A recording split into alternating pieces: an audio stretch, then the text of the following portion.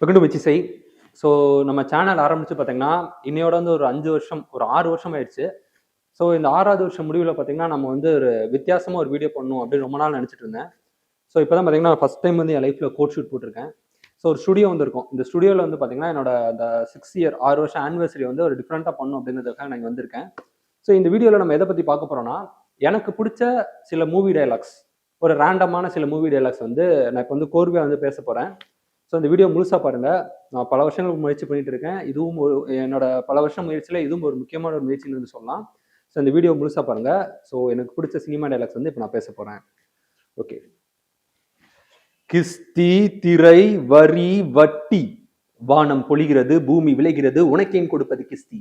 என்னுடன் வயலுக்கு வந்தாயா, ஏற்றம் இறைத்தாயா, நீர்ப்பாய்ச்சி நெடுவில் நிறைய கண்டாயா, நாத்து நட்டாயா, களை பறித்தாயா, கலைநிவாள் உள்ளவனுக்கு கஞ்சி கலையும் சுமந்தாயா, அங்கு கொஞ்சி விளையாடும் எங்குள்ள பெண்களுக்கு மஞ்சள் அரைத்து பணிபுரிந்தாயா, அல்லது நீ மாமனா மச்சானா மானங்கெட்டவனே, எதற்கு கேட்கிறாய் திரை, யாரை கேட்கிறாய் வரி, போரடித்து மேற்குவிக்கு மேலை நாட்டு உழவன் கூட்டம் பரங்கிரின் உடலை கோரடித்து தலை தலை நெருக்கதிர்களை குவித்து விடும் ஜாக்கிரதை. வீரர்களே, எது மரணம்?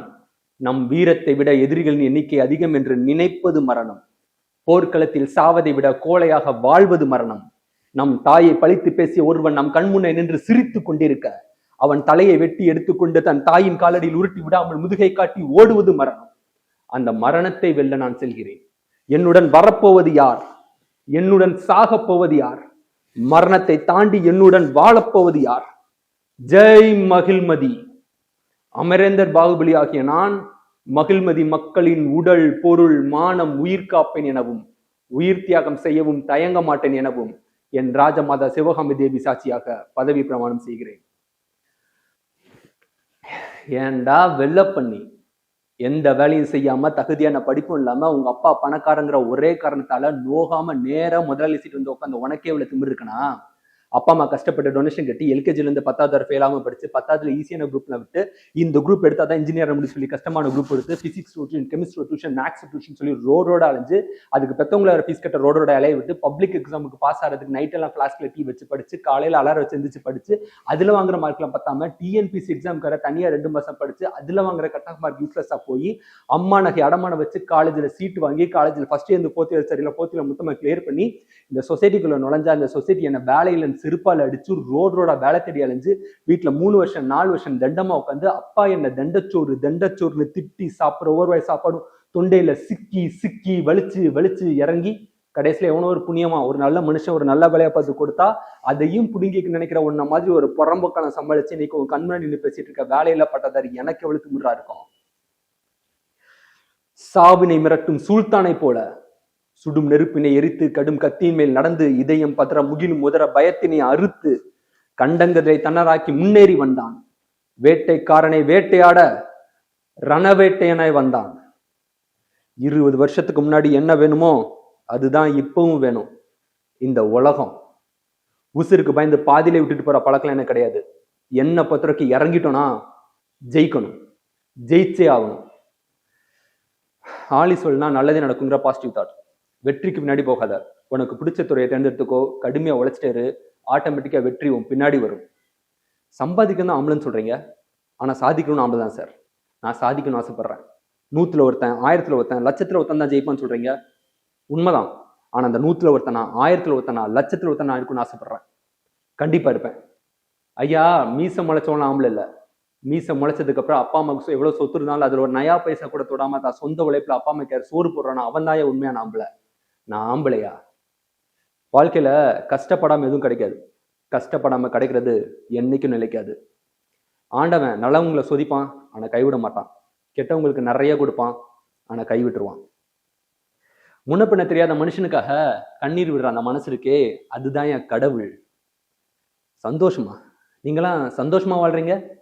இந்த சமூகம் சொல்ற மாதிரி வாழ்ந்தா சந்தோஷமா வாழலாமா? அப்படி என்ன சொல்லுது இந்த சமூகம்? பொய் சொல்லாத, தப்பு பண்ணாத, எதிர்த்து கேள்வி கேட்காத, எல்லா வார்த்தையும் கடவுள் மேல இறக்கி வை, இந்த ரூல்ஸ் எல்லாம் ஃபாலோ பண்ணா சந்தோஷமா வாழலாமா? இந்த சமூகத்துல சந்தோஷமா வாழணும்னா இந்த ரூல்ஸ் எல்லாம் மட்டும் ஃபாலோ பண்ணா பத்தாது. அதோட முக்கியமான ஒரு பொறுப்பு ஒன்று இருக்கு. ஒரு குடும்பம், 2 குழந்தைங்க, ஒரு அளவான குடும்பம், மாச சம்பளத்துக்கு ஒரு வேலை, 3 வேளை சாப்பாடு, ஒரு வீடு, ஒரு சொந்த வீடு, மாச சம்பளத்துக்கு ஒரு வேலை, இது போக பாத்தீங்கன்னா வாரத்துக்கு ஒரு நாள் shopping mall, TV, newspaper, theatre, ஏதாவது ஒரு படத்துக்கு கூட்டு போகணும். அங்க போனா 150 ரூபா டிக்கெட்டு. இந்த காலகட்டத்தில் என்ன படத்தை எடுக்கிறாங்க? ஒரு குடும்பம் 1000 ரூபாய் செலவு பண்ணி ஒரு படம் பார்க்க போனா அங்க ஏதாவது இருக்கணும்ல, ஒரு மண்ணாங்கட்டி இருக்கா, நீ அந்த படத்தை பார்த்தா ஆகணும், ஏன்னா அதான் விதி. இதை தவிர்த்து தேவைப்பட போதெல்லாம் ட்ரெஸ், ஷூஸ், செருப்பு, துணிமணி நீ எவ்வளவு வாங்கலாம் கிடையாது, வாங்கிதான் ஆகணும். நீ என்ன வாங்கணும்னு உட்காந்து யோசனை பண்ண தேவையில்லை. நீ நின்னாலோ, நடந்தாலோ, பஸ்ஸுக்கு வெயிட் பண்ணாலோ, எங்க பார்த்தாலும் TV, radio, news paper, mobile, internet, road முழுக்க கடைகள் முழுக்க அட்வர்டைஸ்மெண்ட் முழுக்க டிஸ்கவுண்ட், ஆஃபர், சேல், முந்துங்கள், ஆடி ஆஃபர், ஆடி போவாங்க ஆடி. இங்க ஒரே ரூல் தான், பணம். இந்த சமூகம் என்ன சொல்லுது? நீ பணம் சம்பாதிச்சா அந்த சமூகம் ஒண்ணு மதிக்கும், நீ பணம் சம்பாதிக்கல அந்த சமூகம் ஒண்ணு மதிக்காது. சிம்பிள். நீ எங்க வேணா வேலை செய்ய, எவன வேணா சொல்லிட்டு இருந்த, காக்காப்பொடி, அடிமையாரு, ஊழல் பண்ணு, லஞ்சம் வாங்கு, குத்து, அடி, மிரட்டு, ரேப் பண்ணு, கொலை பண்ணு, எத்தனை பேர் வைத்தோம்னா இது எவ்வளவு வேற முட்டாள இருக்கு. பல்லாயிரக்கணக்கான, லட்சக்கணக்கான, கோடிக்கணக்கான பணத்தை கொள்ளடி யாரும் ஒண்ணு தூக்கி போட்டு மிதிக்க மாட்டாங்க. ஏன்னா இங்க ஒரே விதிதான், பணம். நீ பணம் சம்பாதிச்சா அந்த சமூகம் ஒண்ணு மதிக்கும், நீ பணம் சம்பாதிக்கல அந்த சமூகம் ஒண்ணு மதிக்காது. சிம்பிள். உனக்கு ஒரு சொந்த வீடு இல்லைன்னா உன் பொண்டாட்டியோட பிரச்சனை வரும். சொந்தக்காரங்க யாரும் ஒண்ணு மதிக்க மாட்டாங்க. அப்பா, அம்மா, தம்பி, தங்கச்சி யாரும் ஒண்ணு மதிக்க மாட்டாங்க. உன் பொண்ணுக்கு பையன் தர மாட்டாங்க, உன் பையனுக்கு பொண்ணு தர மாட்டாங்க. நான் எங்க போய் பணம் சம்பாதிக்கிறது? 150 ரூபாய்க்கு ஒரு படம், ஒரு குப்பையான ஒரு வாழ்க்கை, இந்த மாதிரி ஒரு வாழ்க்கை வாழ்றதுக்கு எய்ட்ஸ் வந்து செத்து போலாங்கிறேன். நீங்க சொல்லி தள்ளிட்டீங்க நான் சட்டத்துக்கு கட்டுப்படாதவனு. 40 வருஷத்துக்கு முன்னாடி இன்னொருத்தர் இருந்தாரு, அவரும் அப்ப சட்டத்துக்கு கட்டுப்படாதவர் தான். இன்னைக்கு அவரை மகாத்மானுக்கு கூப்பிடுறோம். அவர் காலத்துல தேசத்துல எல்லாம் அடிமையா கிடந்தோம். அப்ப ஒரு புது சட்டத்தை எழுதினாரு நம்மளோட விடுதலைக்காக. நான் மகாத்மா இல்ல சாமி, எனக்கு வியாபாரம் செய்யதான் தெரியும், உழைக்க தெரியும், வருமானம் விளையாட தெரியும். 2 சட்டை என் பொண்டாட்டி மச்சாக்கனோட பம்பாய் வந்தேன், மனசுல பெரிய பிசினஸ் பண்ணுன்னு. ஆனா இங்க வந்து முட்டி மோதி பார்த்ததுக்கப்புறம் தெரிஞ்சது எல்லா கதவும் அடைச்சிட்டாங்கன்னு. அது திறந்ததுன்னா அது பணக்காரங்களுக்கு மட்டும்தான் திறக்கும். எல்லாம் சர்க்காரோட கதைக்குள் உங்களை மாதிரிப்பட்டவங்க உருவாக்குனது. ஒண்ணு ஓங்கி மிதிச்சா திறந்தது, இன்னொன்னு சலாம் போட்டா திறந்தது. நான் 2ஐயும் பண்ணேன். எங்க ஓங்கி மிதிக்கணுமா அங்க ஓங்கி மிதிச்சேன், எங்க சலம் போடணுமோ வச்சுக்கோங்க சலம் போட்டேன். இப்போ என்ன நிக்க வச்சு கேள்வி கேட்குறீங்க, என்ன பண்றேன்னு இவ்வளவு கோவப்போம்? நான் முன்னுக்கு வந்துட்டேனா இல்ல வேமா முன்னேறிட்டு இருக்கேனா? இப்படி ஒரு சாதாரண கிராமத்தை இப்படி பெருசா வளர்ந்து போயிட்டே இருக்கான்னு உங்களுக்கு எல்லாம் கோவமா? நீங்க குத்து காட்டுறீங்களா? இது இந்த கஸ்டம்ஸ், எக்ஸைஸ், அந்த டாக்ஸ், இந்த டாக்ஸ் எல்லாம் குளறுபடின்னு. நான் தொழில் ஆரம்பிச்ச புதுசுல இதுக்கெல்லாம் என்ன அர்த்தம் எனக்கே தெரியாதியா. படிப்படியா விழுந்து முட்டு தேய மேல வந்திருக்கேன். 4 காசு மிச்சப்படுத்துறதுக்காக பைத்தொழில் இருந்து பம்பாய் சுத்தி 25 கிலோமீட்டர் நடப்பேன். பெரிய பெரிய கிராஸ் முட்டையெல்லாம் தூக்கிட்டு. பணத்தோட மதிப்பு என்னன்னு எனக்கும் நல்லாவே தெரியும். எங்கெல்லாம் சம்பாதிக்க வழி இருந்துச்சோ நான் தேடி போய் சம்பாதிச்சேன். எனக்காக மட்டும் இல்லை, நம்பி இருக்க 30 லட்சம் ஷேடோஸ்க்காக தான். நீங்க சொல்றீங்களே இந்த கோல்ட் ஃபிளட்னா எனக்கு என்னன்னு தெரியாது, இந்த குதிரை ரேஸ்க்குலாம் எனக்கு போக தெரியாது. ஆனா என்னோட பிசினஸ்ல என்னை யாரும் அடிச்சுக்க முடியாது. பாலிஸ்டர் நல்லா பண்ண தெரியும், ஃபைபர், கெமிக்கல்ஸ், அதுவும் A1 குவாலிட்டியில இருக்கலே கம்மியான விலையில நான் தயார் பண்றேன். இதை நான் செஞ்ச குத்தமா? இதுக்கு நான் உங்ககிட்ட மன்னிப்பு கேட்கணுமா? பெட்ரோல் பேங்க் அட்டெண்டரா இருந்திருக்கேன், டப்பா தூக்கிட்டு ஊரெல்லாம் நெஞ்சிருக்கேன். எப்படி நம்ம நாடு வேர்ல்ட் பேங்க் கிட்ட கையேந்து எழுதுவோ, பணம் கொடுங்க நாங்க ரோடு பண்ணுன்னு. ஏன் நம்ம நாட்டோட தலைவிதியை மாற்ற முடியாதா? உலகத்திலே நம்ம நாடு நம்பர் 1 நாடா வர முடியாது எழுதி வச்சிருக்கா. கண்டிப்பா வர முடியும், அங்க வரைக்கும், அந்த டாப் வரைக்கும். ஏன்னா இப்போ அதே மாதிரி பெட்ரோல் டப்பா தூக்கிட்டு அலைய சொல்றீங்களா? நம்ம நாடு எப்போ இப்படி கையேந்திட்டே இருக்கணுமா? ஏன் நம்ம முன்னுக்கு வரக்கூடாதா? நீங்க என்ன கதெல்லாம் 3 நினைச்சீங்களோ எல்லா கதையும் திறந்து போட்டாச்சு. ஆல்ரெடி நாங்க எல்லாரும் உள்ள வந்தாச்சு. இப்ப யாருன்னு வெளியே தள்ள போறீங்க? 5 நிமிஷம் டைம் கேட்டீங்க, 4 நிமிஷத்துல எல்லாமே பேசி முடிச்சிட்டேன். பாக்கி 30 செகண்ட் ப்ராஃபிட், லாபம். இதுதான் என் பிசினஸ். இப்ப இதுக்காக சேர்த்து தண்டனை தரணும்னா தாங்க. குருநாத் தேசிகன் தண்டனைக்கு பயந்தவன் இல்லை. ஸ்பார்டன்ஸ் பின்வாங்குவதும் இல்லை, ஸ்பார்டன் சரணடைவதும் இல்லை. இதுதான் எங்கள் ஸ்பார்டன் சட்டம். இந்த யுத்தம் முடிவதற்கு முன் நான் உன்னை ரத்தம் சிந்து வைப்பேன். இப்படை தோற்கின் எப்படை வெல்லும். இவ்வளவு தூரம் முயற்சி பண்ணி ஒருத்தர் தோத்து போனா அப்ப யார் தான் ஜெயிப்பா? Instrument, record, analyze, summarize, organize, and explanation that are illustrative, non-illustrative, hardbound, paperbound, jacketed, non-jacketed, with the forward introduction table of content, index that are intended for the enrichment and enhancement, understanding, education of human brain through sensory root of vision, sometimes touch.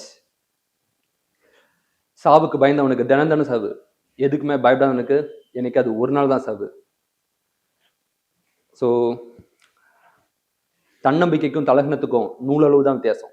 என்னால் முடியுங்கிறது தன்னம்பிக்கை, என்னால் மட்டும்தான் முடியுங்கிறது தலகணம். கஷ்டப்பட்டு உழைச்சா ஜெயிக்க முடியாது, இஷ்டப்பட்டு உழைச்சா தான் ஜெயிக்க முடியும். செய்கிற வேலையை விரும்பி செய்யுங்க. ஒரு நாள் ஒரு ஆளை புளி தொடுத்தான், ஓட வெளியே இடம் இல்லாமல் வேண்டை தாண்டி சரியில்ல பஞ்சாங்க ஒரு மரம் இருந்து இலையை விட்டு கிளை விட்டு கடைசியில் சீக்கிரம் கொடியை பிடிச்சி தொங்க, அந்த கொடி பாம்புன்னு தெரியா. என்னடா இளவு வாழ்க்கை மேலே பார்த்தாங்க ஒரு தேன் கூட்டு இருந்தா, தேன் கூட்டிலிருந்து ஒரே ஒரு துளி தேன் நழுவி ஒளிவின் வாய்ப்பக்கத்தில் விருந்தா, மேலே மரணம் கீழே சவு, அங்கிருந்தால் அழிவு, எல்லா பக்கம் முடி வந்துச்சுன்னு தெரிஞ்சதுக்கு அப்புறமும் ஒரு நொடி பாம்பாவது பள்ளமாவது புலியாவது பூனையாவது உசுறு போனா மசுறு போச்சுன்னு எதை பத்தியும் கவலைப்படாம அந்த தேனை நாக்க நீட்டி நக்கி ஆகான்னு சொன்னா ஓகே போதும். நீங்க ஸோ இந்த டயலாக்ஸ், இந்த மூவி டயலாக்ஸ்லாம் பார்த்தீங்கன்னா நான் பேசும்போது அங்கங்கே கொஞ்சம் இதில் கொஞ்சம் ஏற்றம் இறக்கம் இருக்கும். அந்த சினிமாவில் உள்ள மாதிரி அப்படியே பேசியிருக்க மாட்டேன். பட் ஒரு டைலாக் மட்டும் தனியாக எடுத்து பேசியிருந்தா நான் அந்த மாதிரி பேசியிருப்பேன். பட் சிங்கிள் டேக்கில் எல்லா டைலாக்கும் பேசணும் அப்படின்னு ஒரு ஆசையில் தான் இந்த வீடியோ வந்து பண்ணேன். ஸோ கொஞ்சம் குறைகள் கண்டிப்பாக இருக்கும். குறைகள் இருந்தால் மன்னிச்சிடுங்க. பட் என்னோட முயற்சிக்கு வந்து நீங்கள் சப்போர்ட் பண்ணுங்க. இந்த வீடியோனோட 2300வது video. So shorts, videos, vlogs நிறைய விதமான சேனல்ஸ் நான் வீடியோஸ் வந்து பண்ணியிருக்கேன். என் சேனல் போய் பாருங்க. முயற்சி செய் சேனல். ஸோ இதோட பார்த்தீங்கன்னா 33,000 சப்ஸ்கிரைபர் இருக்குது.